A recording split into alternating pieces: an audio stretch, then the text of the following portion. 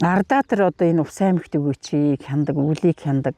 Энийг одоо ер нь засгийн газар та нар бүр үүрэг болгоод, үг болгоод хүргээд өгөөч. Биднэрт одоо ардатар байхаар ямар нөлөөтэй юм гэхээр бид нар үлийг хяндаг байх хэвээр. Манайх бол ерөөсө баруун төрөн сумын цагийн өртөө тий.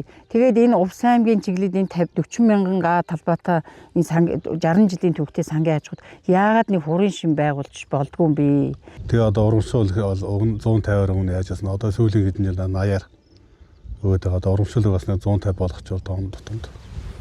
Тэгвэл хэдэнд бас нэг дэмжлэг болох. Нэлээд болох байх. Зээлийн урт хугацаанд болгоод өгөөч л гэж хүсгэл. Одоо тэрийг л одоо бүр давтаа хийлээд давтаа тэрийг л хүсэх байна одоо. Авсан зээднээс хөрсөнд одоо хөрсний үржил шимийг сайжруулахын тулд хөрсөө бордох ёстой. Тий, хөрсийг одоо бид нар хөрсгүйгээр тариа авна гэж байхгүй шүү. Одоо бид нар хөрсдөгөө чиглэж байгаа. Тэгээд яг одоо хөрсөө яахын тулд бас бид нар тэгэл уран шигээл энэ бордоо нийлэмд бордоо бас хэсэг хүмүүснүүд хийж лээ. Тэгээд энийг бол цааш нь та нар уламжлаа тавиад өгвөл ер нь манай сангийн аж ахуй эргэж 60 жилийн төвх сангийн аж ахуйд хүрэх байх гэсэн бодолтой байгаа шүү дээ.